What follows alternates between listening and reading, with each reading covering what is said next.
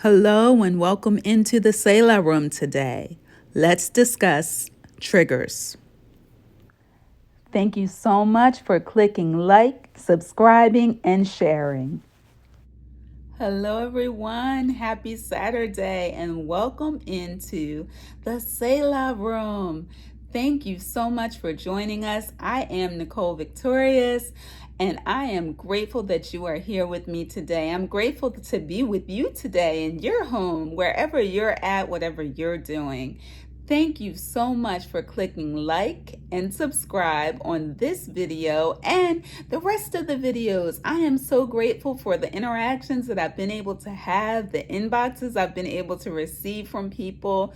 The encouragement has been so wonderful for this space. I really believe that the Selah room is going to do great, great things. And I believe that with your help, we can certainly do it. So please click like and subscribe. It will help get the Selah room to so many people who are definitely in need of a bit of pause, reflection, encouragement, and inspiration. I wanted to talk to you all briefly. I know it's Saturday morning and you're probably like me, up and at 'em and getting ready to spend some family time, or maybe you're up and at 'em in your bed and just taking a rest for yourself, taking a Sabbath for yourself. That's also always needed. But I wanted to talk to you today about a word that is very small but carries a lot of weight. And that word today is triggers. Yes, triggers. When I say that word, often I feel like I hear a soundtrack, a soundtrack to The Wizard of Oz, and I feel like I hear lions and triggers and bears. Oh my. I don't know, maybe it'll be a book or a devotion one day. We'll see, but I do hear that soundtrack in my mind often when I think of the word triggers. We're living in a season where so many of us are triggered by so many things. The season that we're living in is very real. We're living in the midst of such political divisiveness in a time that I've never seen as an adult woman. We're living in a time of social and civil unrest where Black men are being shot and killed every day. Black women. Let's talk about the Black women that have lost their lives to police brutality. It's been terrible. It's been heinous. And I think the more we see on social media, the more we see on the news, it causes trauma. Post-traumatic stress disorder. It causes a deep-seated trauma, and it's causing a lot of us to have a resurgence of those triggers that maybe we thought that were gone. Maybe we thought that were healed. This season is allowing us to really explore and to get ourselves healed, to explore those things that have been taking us captive for way too long, to explore those things that God wants healed in us so that we can be the best people and live the best kind of life that God has for us to live. Triggers, childhood triggers from childhood trauma, sexual abuse, rape, molestation, those things that were kept secret in your family because no one wanted to share the truth and you suffered the brunt of it. Triggers from being abused as a man, as a woman, as a child. Triggers that you have suffered from being discriminated against, maybe in your workplace. When you've earned your place in this world, you've went to college, you've got your degrees, and you still have to fight for your place in society. Triggers from abuse, from words that people have spoken over you in your life. Those words, one thing about words, they're powerful.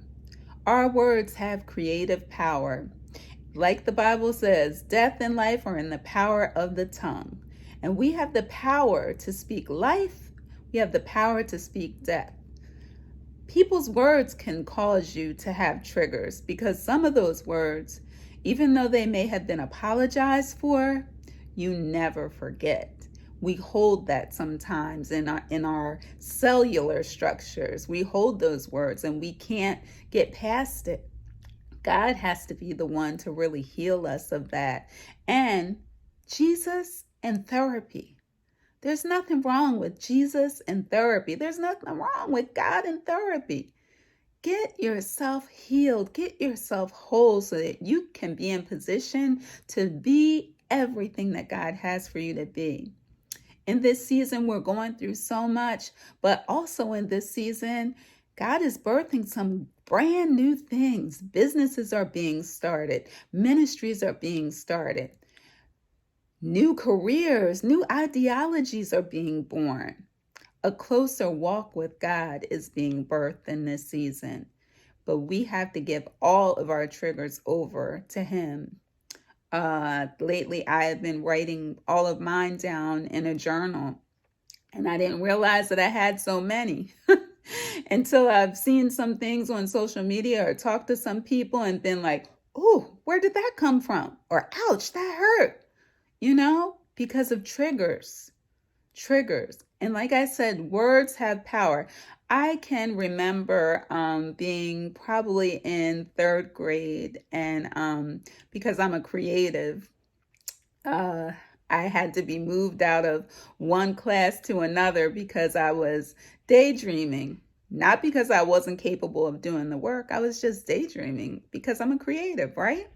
And I remember the teacher saying, wow, now you're going to have to be moved over there with the rest of those dummies.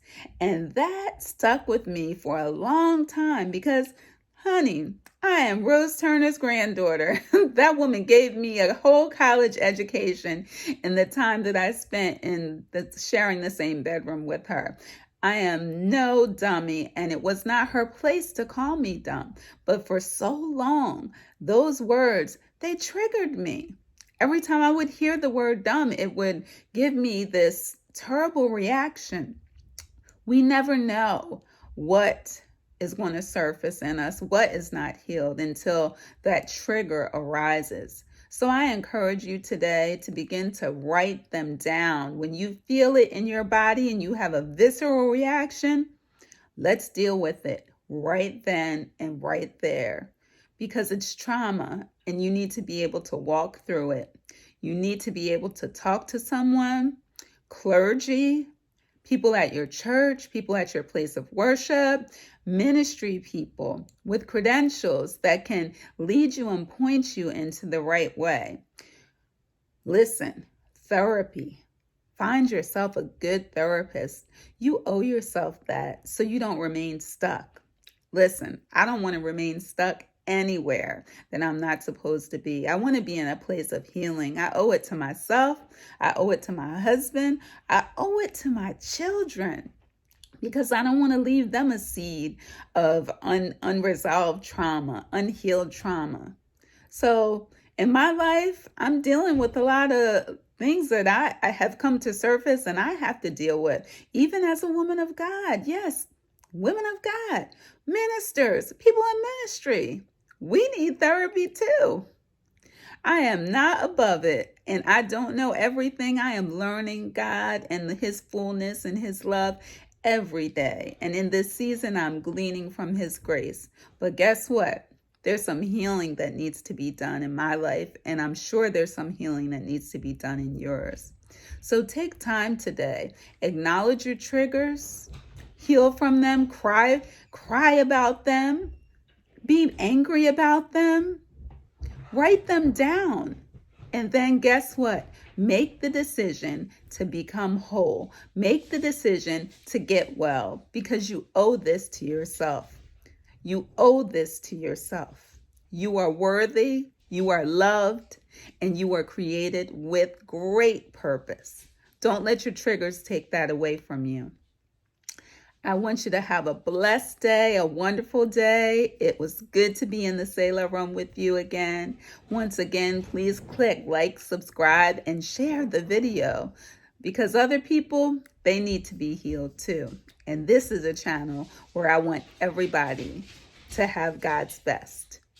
Remember, take good care of yourself, take good care of yours, and Take good care and time enough to recognize your triggers today. You'll be better for it.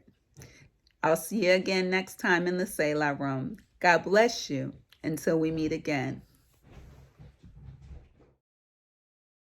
Thank you so much for joining me again in the Selah room to pause, to meditate, and to reflect.